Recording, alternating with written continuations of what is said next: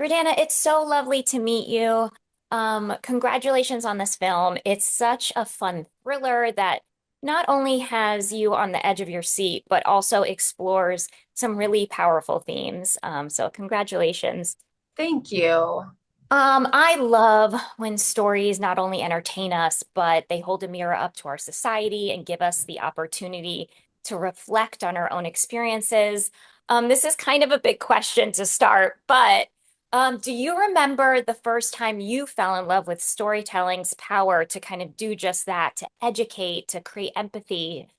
hmm Well, I tend to like books that Mhm. like nothing is happening plot wise, but the characters are super relatable, and I'm just like, oh my God, I relate to that, and I've never been able to express that, and now it's expressed, and it felt so good. So I remember this is going to sound awful, but to get me into reading, my dad paid me to read the Odyssey one summer, and I did. But then it's like from then on, I loved reading and I found like it relaxed my nervous system. It let me like just go into another world.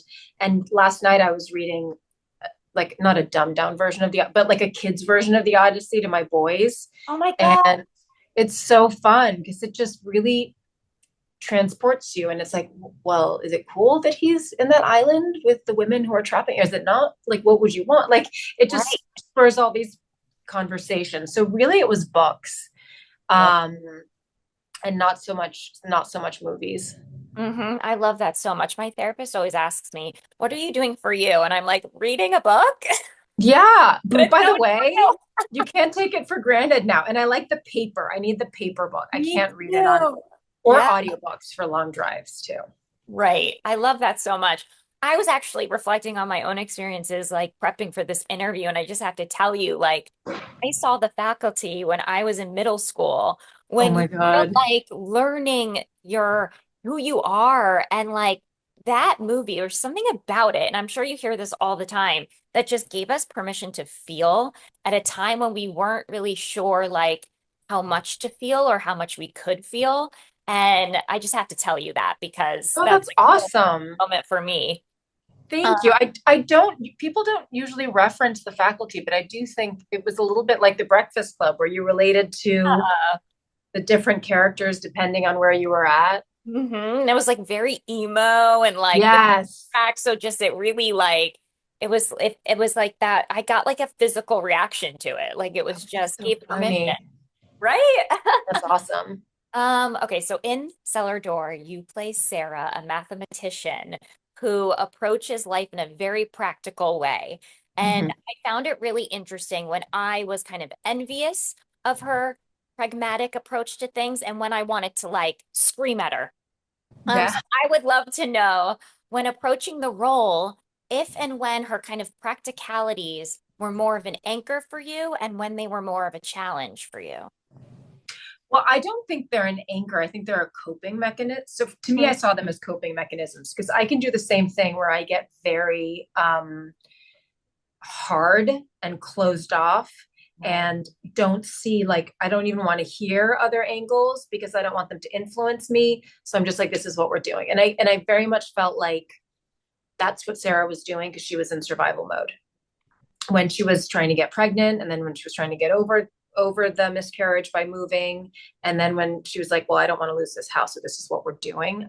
I understood that single-mindedness. It's something I've moved away from now in my 40s because I don't think it works or it has an expiration date, but I totally related to that.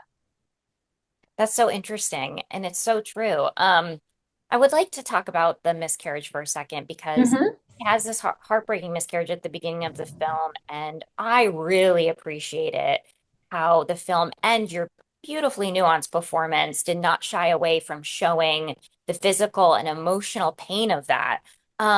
Knowing that her reproductive health journey was kind of essential to her character and the film, how important was it for you to have that kind of represented authentically on screen? It was really, really important. And it was also important to Vaughn because he also struggled to have a kid and went through similar journeys. And I think it's like there's this illusion that we're in control of like our bodies and what our bodies can do. And like once I hit this age, then I'm going to have two children. And then you realize, oh, wait, that's not how it's going to work. And then IVF similarly gives you this illusion of control because you're like, well, if I paid this much for this many rounds, it's going to work. It's science. But really, it's like, no, the embryo's too mature, not mature enough, or your follicles aren't growing. And you're like, what the fuck? Why aren't my follicles working? So I understood that it's a complete mind F. And so that's what makes Sera double down on I'm going to control every other aspect of my life. So I totally understood that. Yeah, gosh, I did too. I mean, I can relate to it so much. And I'm I'm a Virgo. I'm like a very like control is my friend, yet my worst enemy. Yeah. And it's so true. And everything you just said to I relate to so much. And so I so appreciated seeing that kind of on screen and like seeing that like, gosh, it's like, I mean, that was just so beautiful. It's like the more and more that she tried so hard to obtain this kind of perfect life. And Mm-hmm. the more she tried to control, the more we saw as the audience that things were unraveling. And it was really it's a little bit of a cautionary tale. It's a little bit time to reflect on kind of our how we use control in our lives. And it was really powerful.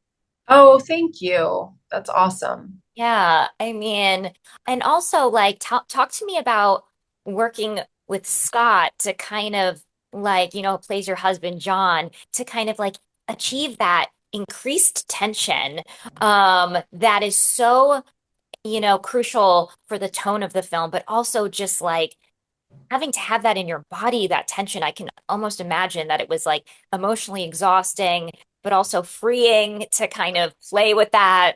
It's funny. Well, during the pandemic, like right after I got a divorce, I played a wife with a husband who was I was really struggling with, and there was this constant banter and arguing, and it was so fun because I so know that firsthand.